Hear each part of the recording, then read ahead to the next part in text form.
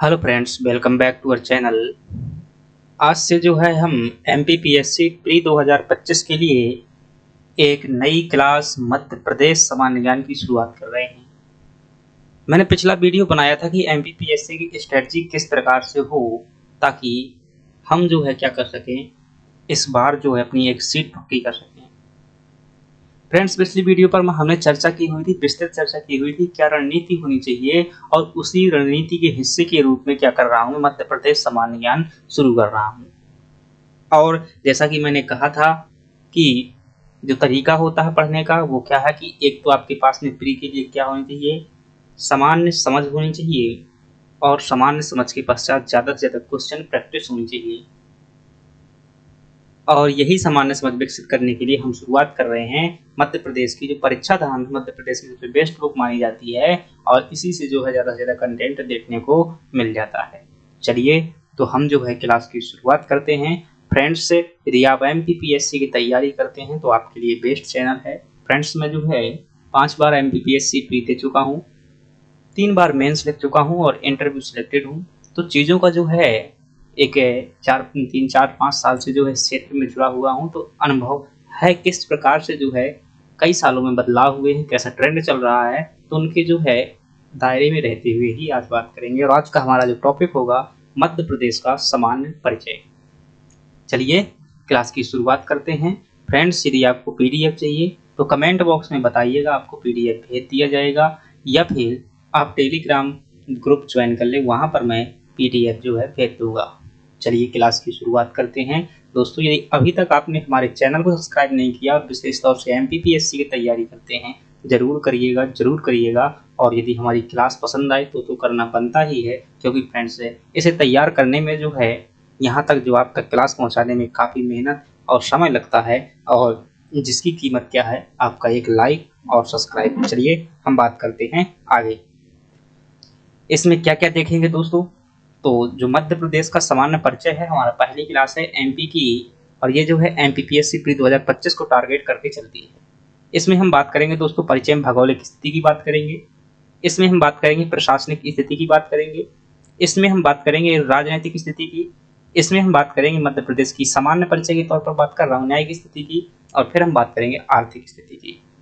और फ्रेंड्स, जो है भौगोलिक स्थिति हम क्या क्या देखेंगे, अक्षांशीय विस्तार देखेंगे, मध्य प्रदेश के पड़ोसी राज्य देखेंगे, मध्य प्रदेश की जलवायु देखेंगे, वर्षा देखेंगे, और मध्य प्रदेश के जो केंद्रीय बिंदु है उन्हें देखेंगे। प्रशासनिक में अगर बात की जाए तो इसमें संभाग देखेंगे, जिला देखेंगे, विकास खंड देखेंगे, तहसील देखेंगे, ग्राम पंचायत देखेंगे। राजनीतिक स्थिति में लोकसभा का चर्चा करेंगे, राज्यसभा की चर्चा करेंगे, मध्य प्रदेश में क्या स्थिति है इनकी चर्चा करेंगे, और विधानसभा की चर्चा करेंगे। न्याय की स्थिति में हम हाई कोर्ट के बारे में बात करेंगे, और खंडपीठ के बारे में, और जो भी न्यायिक तथ्य होंगे उनसे बात करेंगे।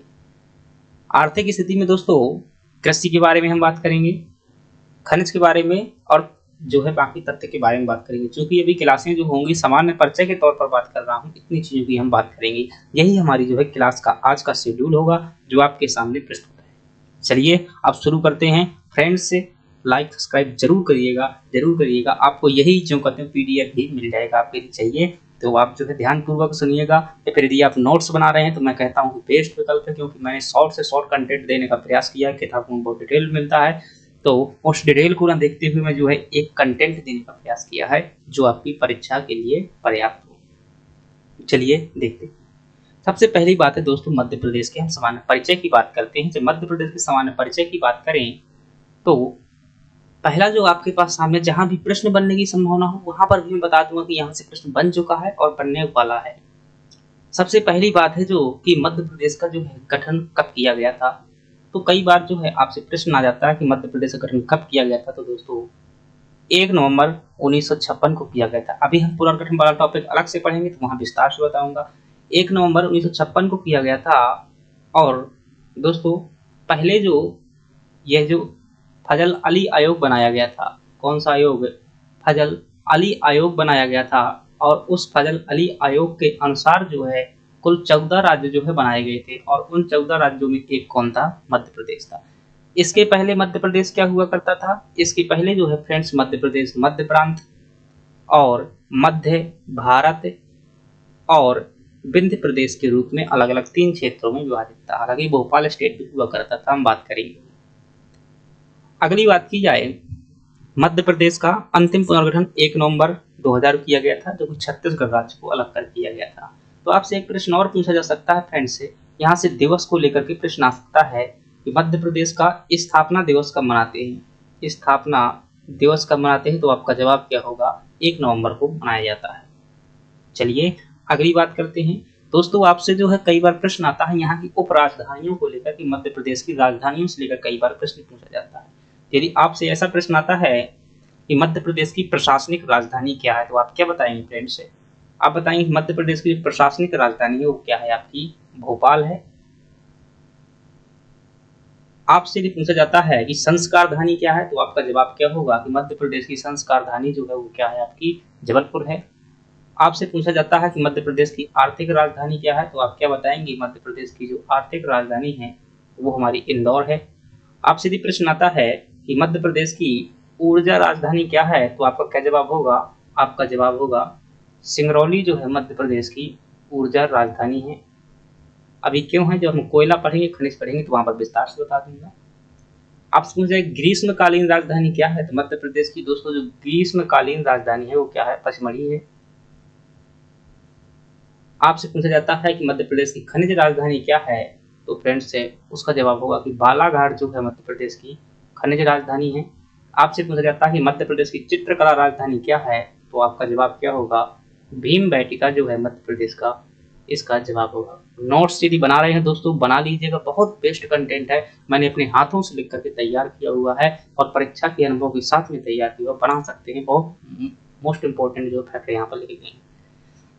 आपसे एक बार प्रश्न पूछ सकता है कि मध्य प्रदेश के उपनाम कौन कौन से हैं, तो दोस्तों आप जानते हैं कि मध्य प्रदेश को हम क्या कहते हैं, हृदय प्रदेश कहते हैं। ऐसा क्यों, क्योंकि ये मध्य में स्थित है, पूरे भारत के मध्य में इस प्रकार से हृदय स्थित होता है। लेकिन प्रश्न आपसे बन सकता है कि यह नाम किसने दिया था, तो ध्यान रखिएगा दोस्तों कि जवाहरलाल नेहरू द्वारा जो है यह नाम दिया गया था। जवाहरलाल जी द्वारा जो है देश के प्रधानमंत्री थे, उनके द्वारा यह नाम दिया गया था। आपसे पूछे नदियों का मायका किसे कहते हैं, तो मध्य प्रदेश को ही कहा जाता है, क्योंकि दोस्तों यहाँ 2000 से अधिक छोटी बड़ी नदियों का उद्गम होता है, इसलिए इसे क्या कह दिया जाता है, नदियों का मायका कह दिया जाता है। आपसे पूछे तेंदुपत्ता राज्य किसे कहते हैं, तो मध्य प्रदेश को कहते हैं। क्यों, क्योंकि तेंदुपत्ता के उत्पादन में जो प्रथम स्थान है पूरे भारत में किसका है, मध्य प्रदेश का है, इसलिए इसे तेंदुपत्ता राज्य भी कह दिया जाता है। गिद्ध राज्य भी कहते हैं, क्योंकि यहाँ पर जो है मध्य प्रदेश में सर्वाधिक गिद्ध पाए जाते हैं, इसलिए इसे गिद्ध राज्य भी कह देते हैं। आपसे पूछे राष्ट्रीय उद्यान वाला राज्य, तो दोस्तों यहाँ पर मध्य प्रदेश में जो है लगभग 12 नेशनल पार्क और पाए जाते हैं, इसलिए इसे क्या कहा जाता है, जो भारत में सर्वाधिक हैं, इसलिए इसे राष्ट्रीय उद्यान वाला राज्य कहा जाता है। घड़ियाल स्टेट भी कहते हैं, क्योंकि दोस्तों घड़ियाल भी यहाँ पर सबसे ज्यादा देश में मध्य प्रदेश में मिलते हैं। आपसे पूछे सोया स्टेट, तो दोस्तों जो भारत का है लगभग 46% सोयाबीन का उत्पादन मध्य प्रदेश द्वारा किया जाता है, इसलिए इसे क्या कहते हैं, सोया स्टेट कहते हैं। अब भाई यहाँ से प्रश्न आ गया था इस बार एमपीपीएससी 2024 में कि सोयाबीन का उत्पादन कहाँ से प्रारंभ हुआ था, तो इसका जो उत्पादन है दोस्तों आपका देवास से जो है प्रारंभ हुआ था। कहाँ से, देवास से सब उत्पादन प्रारंभ हुआ था। चलिए अगली बात करते हैं, खैर फैक्ट अलग सा है, याद रखिएगा। अभी प्रश्न पूछा गया 2024 में, आपसे पूछे इसे टाइगर स्टेट भी कहते हैं, क्योंकि दोस्तों यहाँ पर भारत में सबसे ज्यादा टाइगर कहाँ पर मिलते हैं, मध्य प्रदेश में मिलते हैं। लगभग 729 टाइगर जो मध्य प्रदेश में पाए जाते हैं। अगली बात की जाए, इसे भेड़िया राज्य भी कहते हैं, यानी कि क्या बोलेंगे भाई, वल्चर भेड़िया राज्य, आप याद रखिएगा। मतलब भेड़ यहाँ पर जो है मध्य प्रदेश में सबसे ज्यादा मिलते हैं पूरे भारत के अंतर्गत। ये आपको उपनाम ध्यान रखना है, मोस्ट इंपोर्टेंट है, दोनों ही टेबल आपको याद रखेंगे। चलिए अगली बात करते हैं। तो दोस्तों यदि अगली बात की जाए तो 5 अक्टूबर 2023 को याद रखना है आपको, मध्य प्रदेश के 2 नए जिले बनाए गए थे। कौन कौन से, ये 54वें नंबर का जिला था पांडुरना, और 15वें नंबर मतलब 55 नंबर का जिला कौन सा बना था, मैहर बनाया गया था। आपका जो ये पांडुरना जिला है यह फ्रेंड्स है छिंदवाड़ा से अलग करके बनाया गया था, और जो आपका मैहर जिला है यह आपका जो है सतना से अलग करके बनाया गया था। चलिए अब बात करते हैं, अगली स्लाइड की बात कर लेते हैं। और अगली स्लाइड में दोस्तों हमसे पूछा जा रहा है क्या, यहाँ पर बात करेंगे दोस्तों मध्य प्रदेश के राजकीय प्रतीकों की। हम बात करेंगे कि मध्य प्रदेश के कौन कौन से राजकीय प्रतीक हैं, आपको यहाँ पर बताने होंगे। तो चलिए बात करते हैं मध्य प्रदेश के राजकीय प्रतीकों को लेकर के कि मध्य प्रदेश के राजकीय प्रतीक कौन कौन से। सबसे पहले अगर बात की जाए वो है आपका कि मध्य प्रदेश का राजकीय पशु क्या है। तो दोस्तों आपका जवाब क्या होगा। देखिए बहुत कुछ बातें हैं लेकिन जो है जितनी याद हो सकती है मैं उतनी चीजें ही शामिल की है। तो आप सिंगल सा फैक्ट याद रखिएगा कि मध्य प्रदेश का जो राजकीय प्रतीक है, मुझे लगता है ब्लैक पेन लेना चाहिए, 1 मिनट में लेता हूँ मैं। मध्य प्रदेश का जो राजकीय प्रतीक जो दोस्तों पशु है वो कौन सा है आपका, याद रखिएगा 12 सिंघा जो है, 12 सिंघा मध्य प्रदेश का क्या है, ये राजकीय पशु है, आपको याद कर लेना है। और इसमें क्या ध्यान रख सकते हैं, तो भाई वैज्ञानिक नाम चाहूँ तो लिखा दूं, लेकिन मुझे पता है कि नहीं याद होगा, इसलिए आप जो है उससे पूछा भी नहीं जाता है। तो आप इतना याद रखिएगा 12 सिंघा जो है ये आपसे पूछा जाता है। ये कौन सी प्रजाति का है, तो आपका जवाब क्या होगा, ब्रेडरी प्रजाति का जो है ये 12 सिंघा है। ब्रेडरी प्रजाति का यह हिरण है एक प्रकार का, इसके 12 सींग होते हैं। और आपसे पूछे शायद कहाँ पाया जाता है, तो आपका इसका जवाब होगा कि कान्हा नेशनल पार्क में यह पाया जाता है। कान्हा नेशनल पार्क राष्ट्रीय उद्यान में जो है यह पाया जाता है। और इसे कब घोषित किया गया था, तो दोस्तों याद रखिएगा कि इसे जो है 1981 में मध्य प्रदेश सरकार द्वारा जो है इसे घोषित किया गया था। तो आपको अगर पूछूं सबसे ज्यादा क्या याद होना चाहिए कि मध्य प्रदेश का राजकीय पशु क्या है, 12 सिंघा है, और किस प्रजाति का, ब्रेडरी प्रजाति का। चूंकि अभी हम कान्हा नेशनल पार्क अलग से पढ़ेंगे तो वहां पर भी चीज हो जाएगी।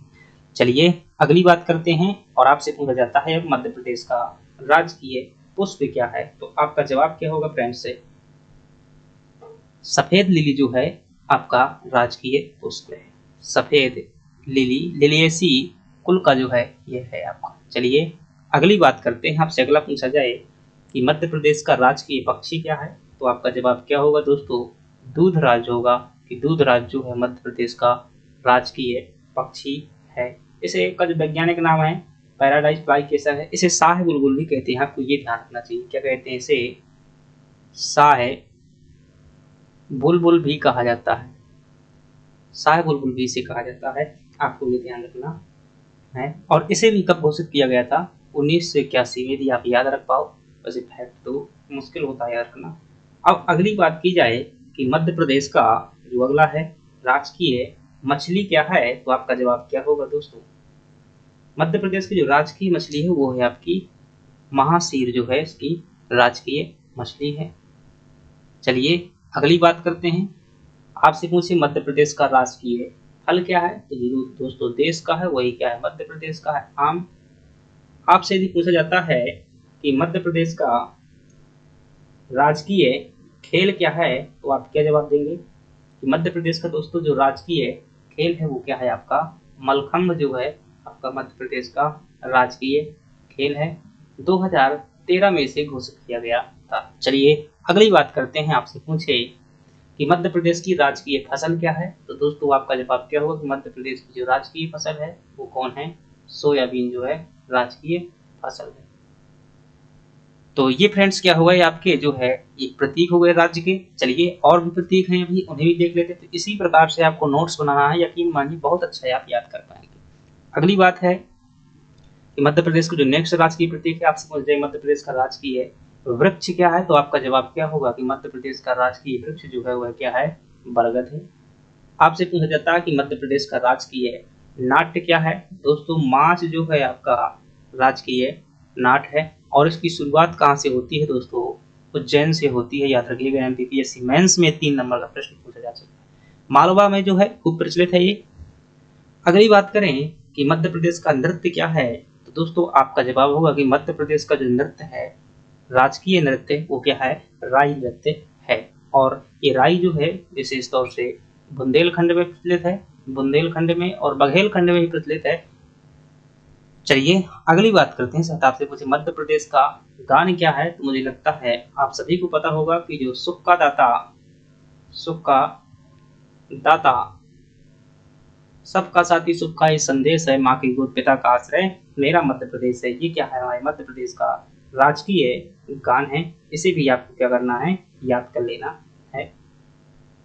चलिए अगली बात करते हैं, और आपसे यदि पूछ जाता है मध्य प्रदेश का दोस्तों राष्ट्रीय जो ये है आपका, इसके रचनाकार शायद आपसे पूछ ले कौन थे भाई मध्य प्रदेश गान के रचनाकार, तो वो क्या होगा, महेश श्रीवास्तव द्वारा जो इसकी रचना की गई थी, महेश श्रीवास्तव द्वारा जो है इसकी रचना की गई थी। राजकीय चिन्ह दोस्तों बहुत अच्छे से आपको समझना है, इंटरव्यू में यहाँ से प्रश्न बन जाते हैं। क्या क्या प्रश्न बनते हैं ये आप पहले गौर से फोटो को देखिएगा, यहाँ जूम करने का विकल्प नहीं है मेरे पास, मैं जूम कर देता तो आप देखिएगा।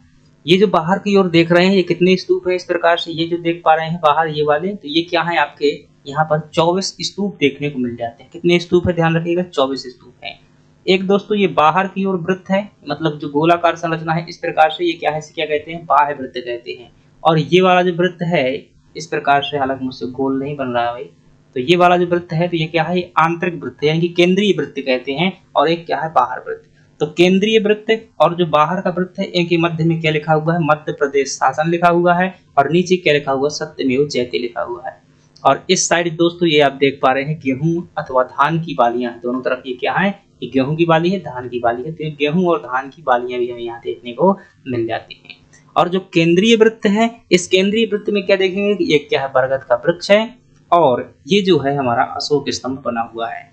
तो जो भारत का राष्ट्रीय चिन्ह है वो बीच में बना हुआ। तो इतनी बातें हैं आपको ध्यान दे लेनी है।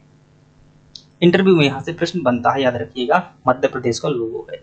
क्या क्या चीजें हैं इसमें, 24 स्तूप हैं दोस्तों सबसे बाहर की ओर।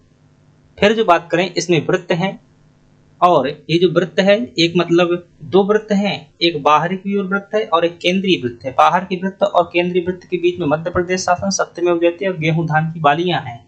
और जो आंतरिक वृत्त है उसमें बरगद का पेड़ है और राष्ट्रीय स्तंभ है। सत्यमेव जयते लिखा हुआ है इसी में, मध्य प्रदेश शासन लिखा हुआ है, धान और गेहूं की बालियां जो है इसमें देखने को मिल जाती हैं। केंद्रीय वृत्त है और केंद्रीय वृत्त के अंदर जो क्या है, अशोक स्तंभ हमें देखने को मिल जाता है। और इसमें दोस्तों सिंह की आकृति भी देखने को मिल जाती है। तो अशोक स्तंभ में क्या है, आपकी सिंह की आकृति मिल ही जाती है, 3 शेर हैं। ये बातें आपको फ्रेंड्स याद रखनी है। राष्ट्रीय चिन्ह के बारे में आपसे पूछी जा सकती हैं, हालांकि समानांतर अभी तक प्रश्न नहीं बना हुआ है, लेकिन आ सकता है कि मतलब यहाँ पर किसकी बालियां हैं, याद रखिए गेहूं और धान की बालियां, सोयाबीन यहाँ पर नहीं है। कोई कह दे राजकीय फसल है तो होगा, ऐसा नहीं है, तुक्का ना लगाइएगा, बनेगा आपसे। अगली बात करते हैं, बरगद का वृक्ष भी इसमें देखने को मिल जाता है। अब फ्रेंड्स हम बात करते हैं मध्य प्रदेश की भौगोलिक स्थिति के बारे में बात करते हैं, मतलब इसकी भौगोलिक स्थिति क्या है। तो दोस्तों इसकी भौगोलिक स्थिति की बात करें, सबसे पहले बात करते हैं अक्षांशीय विस्तार।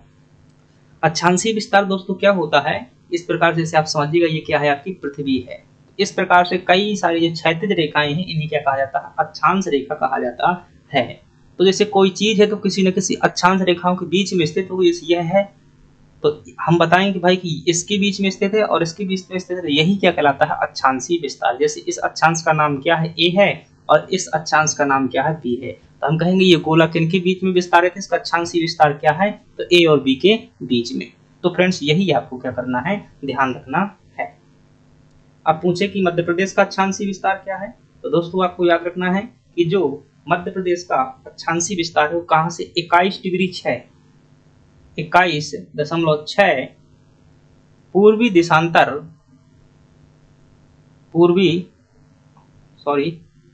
देशांतर कह रहा हूं, जो क्षैतिज होता है वो अक्षांश होता है। 21 डिग्री 6 उत्तरी अक्षांश से लेकर के कहां तक है, ये जो है आपका फ्रेंड्स है, ये देखने को मिल जाएगा 26 डिग्री 30 उत्तरी अक्षांश तक। कितना, 26 डिग्री 30 उत्तरी अक्षांश तक हमें देखने को मिल जाएगी। इतनी चीजें याद रखनी है।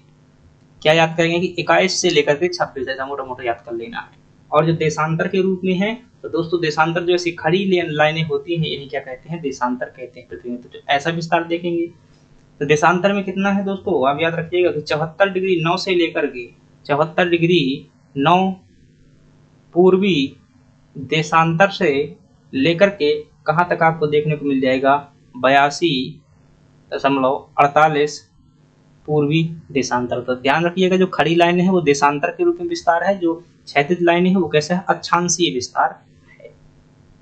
तो आपसे पूछा जाता है कि अक्षांशीय विस्तार क्या है, तो आप क्या बताएंगे कि 21 डिग्री 6 से लेकर के कहाँ तक है, 26 डिग्री जो है 26 डिग्री 30 उत्तरी अक्षांश तक है।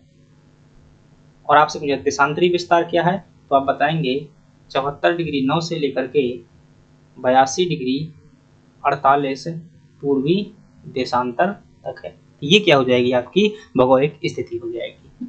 चलिए अगली बात करते हैं। आपसे पूछा जाता है कि मध्य प्रदेश की मानक समय रेखा। दोस्तों भारत की जो मानक समय रेखा है तो कैसे जाती है, उत्तर प्रदेश के जो नैनी इलाहाबाद से शुरू होकर के 5 राज्यों से होकर जाती है, थोड़ा सा मध्य प्रदेश से भी स्पर्श हो जाती है। तो मध्य प्रदेश से किस समय मतलब किस स्थान से जाती है मानक समय रेखा भारत की, तो आप क्या बताएंगे, सिंगरौली से होकर के जाती है। अगली बात करें, आपसे पूछे कि मध्य प्रदेश का कुल क्षेत्रफल कितना है, तो आप क्या बताएंगे, 3,08,252 वर्ग किलोमीटर जो है मध्य प्रदेश का हमें क्षेत्रफल देखने को मिल जाता है, 3,08,252 वर्ग किलोमीटर। अगली बात करें, ये जो क्षेत्रफल है दोस्तों, तो क्षेत्रफल के मामले में मध्य प्रदेश कौन से स्थान पर आता है, तो मध्य प्रदेश का जो है दूसरा स्थान आता है पूरे भारत में, आप ये भी याद रखेंगे। अगली बात करें, मध्य प्रदेश की जो उत्तर से दक्षिण की लंबाई कितनी है, मतलब जैसे ये आपका मध्य प्रदेश का क्या है, उत्तरी भाग है और इधर क्या है, दक्षिणी भाग है। तो इनके यहाँ से लेकर यहाँ तक मध्य प्रदेश की लंबाई कितनी है, आपसे ये पूछ रहा है। तो कितनी लंबाई है फ्रेंड्स, आपको याद रखनी है कि मध्य प्रदेश की उत्तर और दक्षिण की लंबाई कितनी है, 605 किलोमीटर है। अगली बात करें, मध्य प्रदेश की पूर्व और पश्चिम की लंबाई कितनी है, जैसे ये मतलब क्या हो जाएगा, मध्य प्रदेश का पूर्वी भाग हो जाएगा और इधर से इस प्रकार से चलें तो ये क्या हो जाएगा, आपका पश्चिमी भाग हो जाएगा। तो इनकी लंबाई कितनी है, आपसे ये पूछ रहा है। तो आपको क्या बताना है, पूर्व पश्चिम की लंबाई 870 किलोमीटर।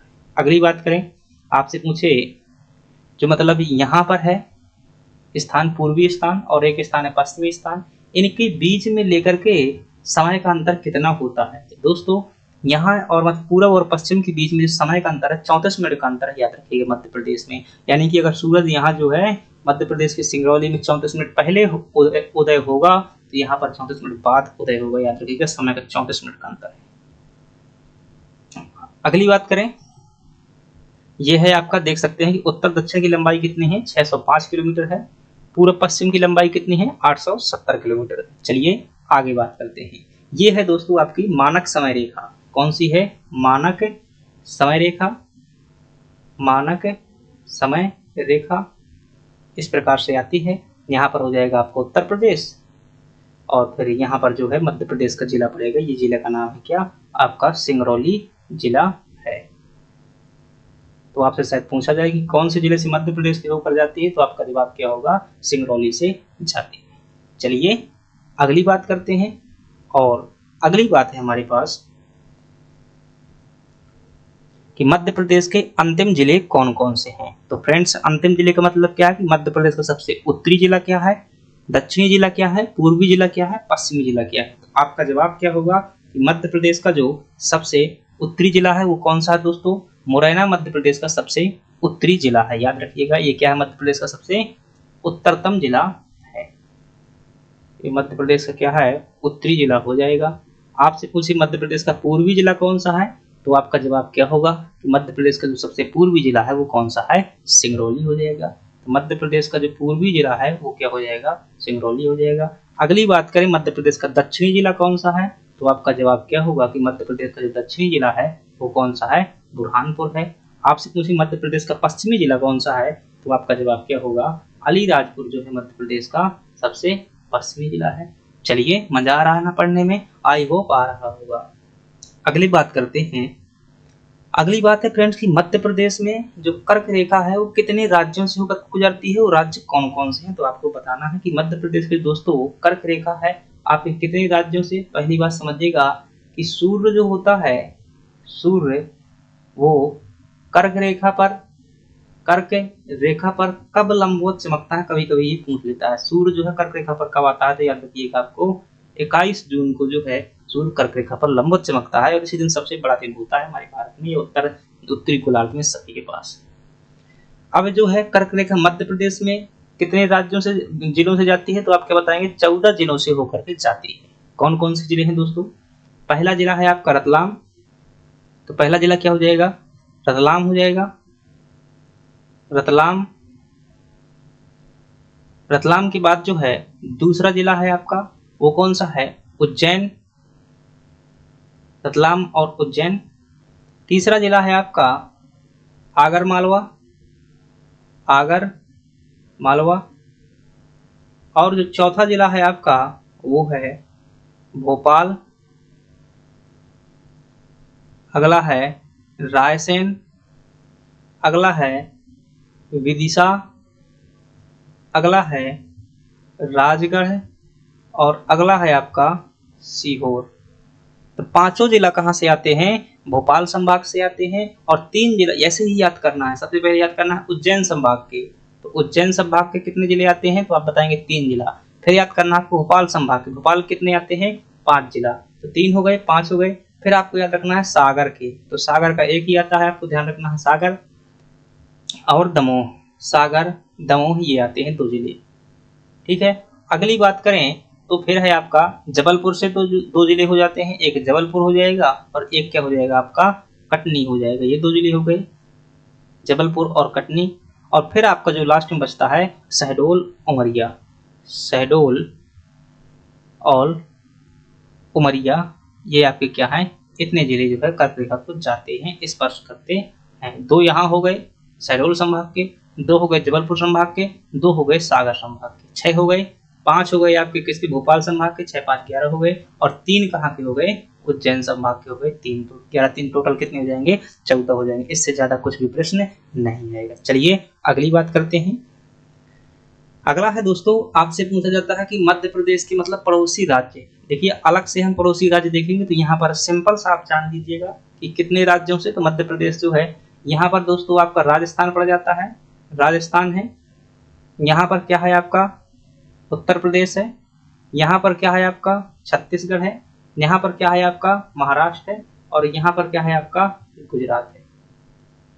तो ये जो है मध्य प्रदेश से कुल कितने राज्यों से सीमा साझा करता है? तो आपका जवाब होगा मध्य प्रदेश जो है कुल 5 राज्यों से सीमा साझा करता है। सर्वाधिक जिले किससे सीमा साझा करता है? उत्तर प्रदेश से जो है आपके लगभग जो है 14 जिले, वर्तमान में 15 जिले हो गए भाई, 15 जिले वर्तमान में सीमा साझा कर रहे हैं। मैहर से सतना, मैहर अलग हो गया ना।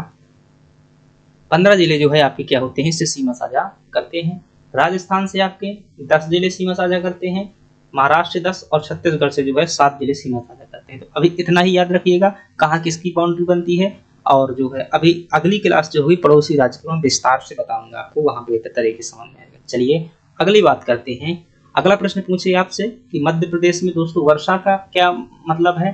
तो मध्य प्रदेश में जो वर्षा होती है दोस्तों बहुत ज्यादा नहीं होती है, लेकिन आपको ध्यान रखना कि मध्य प्रदेश में औसत वर्षा कितनी है? तो आपको याद रखना है 112 सेंटीमीटर जो है मध्य प्रदेश में औसतन वर्षा होती है। आपसे पूछे सबसे ज्यादा वर्षा कहाँ पर होती है? सबसे ज्यादा वर्षा जो होती है दोस्तों पचमढ़ी में होती है, होशंगाबाद में पड़ता है। और सबसे कम वर्षा कहाँ पर होती है? तो दोस्तों गोहद में जो है सबसे कम वर्षा होती है, जो कि भिंड जिले में पड़ता है। चलिए अगली बात करें, मध्य प्रदेश की जलवायु कैसी है? तो फ्रेंड्स है हम अब अलग अलग पठार पढ़ेंगे, तो वहाँ पर अलग अलग क्षेत्रों की जलवायु पढ़ेंगे। यहाँ पर हम सिंपल सा पढ़ते हैं कि मध्य प्रदेश की जलवायु कैसी है। तो आपका जवाब क्या होगा? मानसूनी प्रकार की मध्य प्रदेश की जलवायु, जैसा मानसून वैसी जलवायु, यानी गर्मी में गर्मी, ठंडी में ठंडी, बुंदेलखंड में तो उबल जाता है। और अगली बात करें फ्रेंड्स, तो अगला है कि मध्य भारत के जो मध्य प्रदेश के जो केंद्रीय बिंदु, ये कभी कभी प्रश्न आ जाता है। आपसे पूछे कि अखंड भारत का केंद्रीय बिंदु कहाँ पर स्थित है? तो दोस्तों अखंड भारत का जो केंद्रीय बिंदु है वो आपका कहाँ पर स्थित है? वैशाली में स्थित है। कहाँ पर? वैशाली में। और वैशाली गांव ये कहाँ पर पड़ता है? वैशाली गांव ये कहाँ पर पड़ता है? बैतूल जिले में जो है पड़ता है।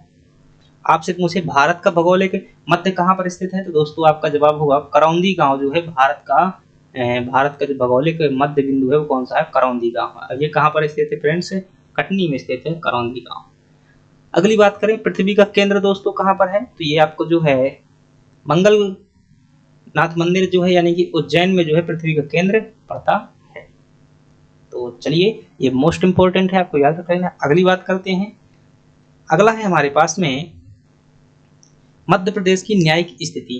न्यायिक स्थिति में अगर हम देखेंगे कि मध्य प्रदेश की दोस्तों न्यायिक स्थिति में क्या क्या बातें देखेंगे, तो पहली बात आपको बताना है कि मध्य प्रदेश का हाई कोर्ट कहाँ पर स्थित है। दोस्तों मध्य प्रदेश का जो वर्तमान में हाई कोर्ट है ये आपका कहाँ पर स्थित है? जबलपुर में स्थित है। याद रखिएगा जबलपुर में मध्य प्रदेश का हाई कोर्ट स्थित है। लेकिन आपको शायद पता हो कि पहले कहाँ पर स्थित होता था दोस्तों, इसके पहले यानी कि जबलपुर के पहले कहाँ पर स्थित था? आपका ये नागपुर में स्थित था। बाद में जो है 1956 में से यहाँ लाया गया। और इसकी स्थापना कब की गई थी? तो फ्रेंड्स आपको याद रखना है कि जो मध्य प्रदेश हाई कोर्ट की स्थापना हुई थी वो कब हुई थी? 1 नवंबर, जब मध्य प्रदेश की स्थापना हुई थी 1956 को। जो मध्य प्रदेश का दोस्तों हाई कोर्ट है, उसका जो भवन बना हुआ है उसके वास्तुकार कौन है? तो आपको बहुत मोस्ट इंपोर्टेंट है, आपको याद रखना है, हेनरी इरविन साहब जो है इसके क्या है? वास्तुकार हैं इसके मध्य प्रदेश हाई कोर्ट भवन की। अगली बात करें, आपसे पूछे कि इसकी खंडपीठ कितनी है? दोस्तों 1968 में जो है हाई कोर्ट की इसकी 2 खंडपीठ बनाई गई थी। कहाँ कहाँ पर है? एक है आपकी इंदौर में और दूसरी कहाँ पर है? याद रखिएगा, दूसरी जो है आपकी ग्वालियर में देखने को मिल जाएगी। अगली बात करते हैं, तीसरी खंडपीठ दोस्तों यह आपकी क्या है? प्रस्तावित है। याद रखिए क्या है आपकी तीसरी खंडपीठ जो है? प्रस्तावित है। और कहाँ पर प्रस्तावित है? याद रखना है, भोपाल में जो है ये प्रस्तावित है। अगली बात करें, जो मध्य प्रदेश का दोस्तों हाई कोर्ट है उसका जो भवन है उसका निर्माण किसने करवाया था? तो आपको ध्यान रखना है, राजा गोकुल दास द्वारा, राजा गोकुल दास द्वारा जो है इसका निर्माण करवाया गया था। याद रखिएगा, ये राजा गोकुल दास थे, सेठ गोविंद दास जी के पिताजी थे। अगली बात करते हैं मध्य प्रदेश की प्रशासनिक स्थिति। दोस्तों प्रशासनिक स्थिति में अगर हम बात करेंगे तो सबसे जो ऊपर होते हैं वो क्या होते हैं? संभाग होते हैं।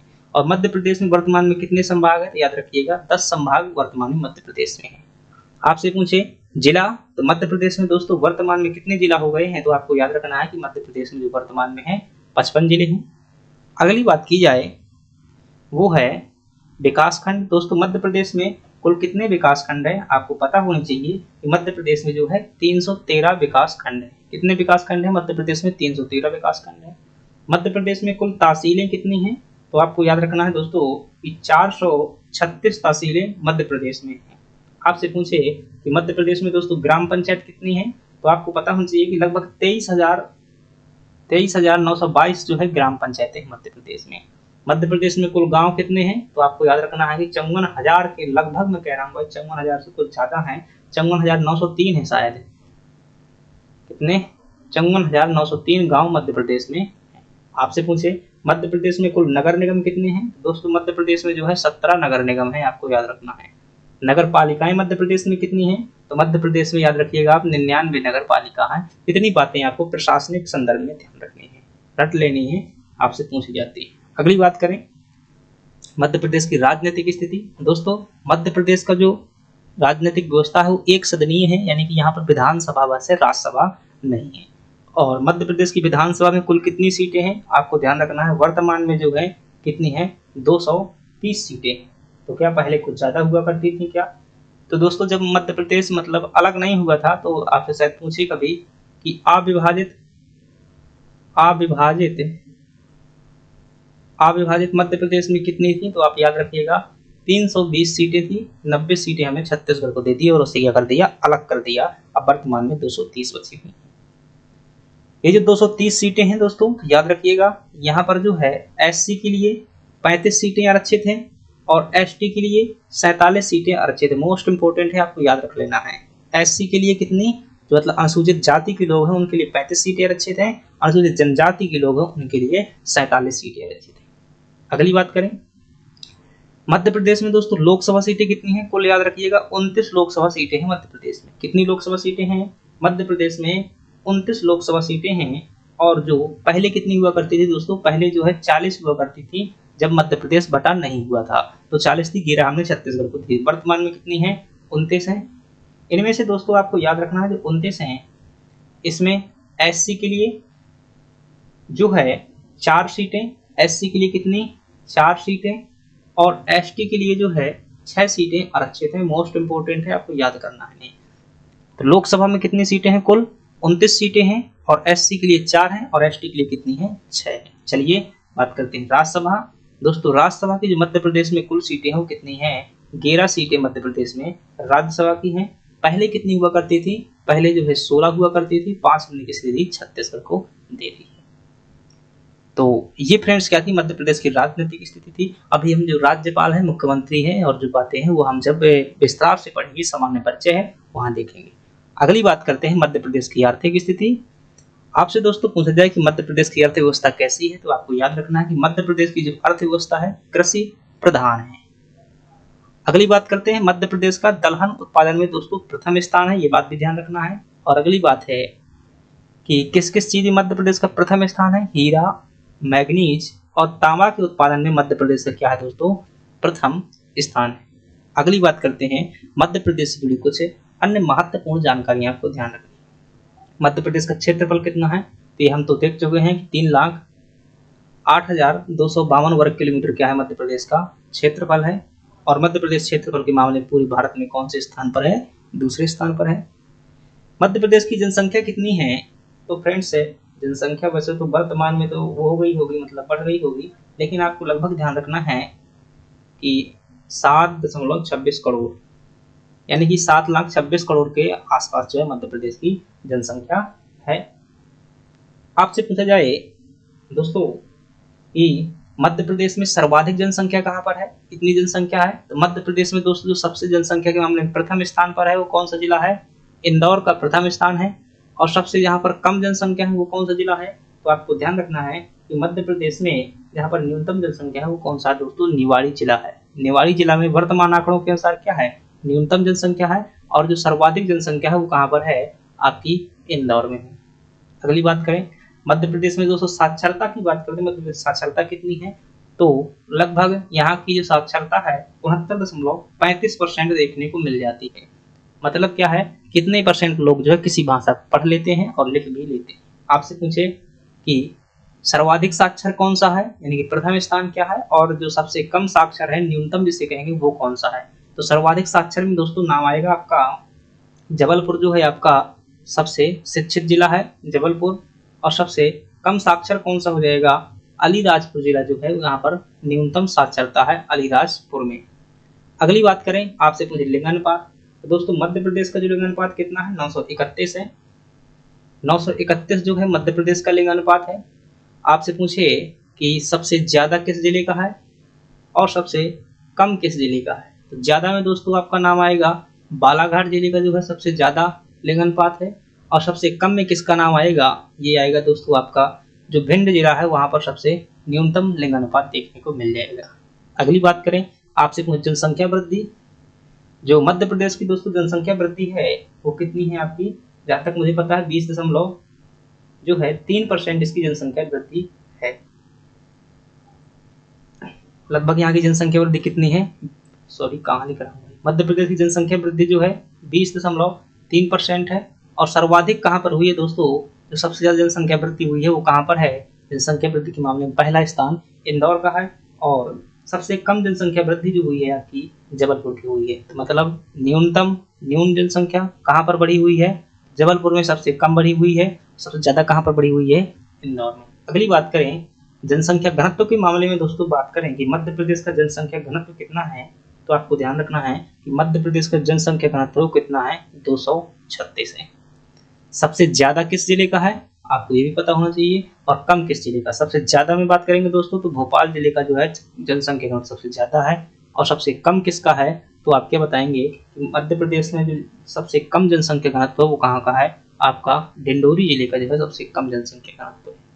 अगली बात करें तो फ्रेंड्स ये क्या हो गई, हमारी मध्य प्रदेश की जो सामान्य जानकारी थी वो क्लास हमने क्या है पूरी की। मैंने उतनी चीजें बताई है जितनी की याद करना संभव होती हैं, अन्यथा जो है बाकी चीजें याद करने में दोस्तों आपको बोरिंग लगने लगा। यही क्लास में बहुत ज्यादा कंटेंट लिख कर किया जाता, पीडीएफ बना करके ले जाता, तो फिर वो बोरिंग लगने लगती। इसलिए इतनी चीजें ही याद करिएगा, यकीन मानिएगा यदि इतनी चीजें पढ़ लेते हो निश्चित रूप से आपको जो है सही हो जाएगा, क्योंकि मैंने लगभग चीजें कवर की हुई है। चलिए फ्रेंड्स, यदि आपको क्लास उपयोगी लगी हो, अच्छी लगी हो, तो लाइक सब्सक्राइब जरूर करिएगा। कमेंट में जरूर बताइए कोई कमी रही हो, हमारा कोई प्रश्न रहा हो आपका बताइएगा। धन्यवाद।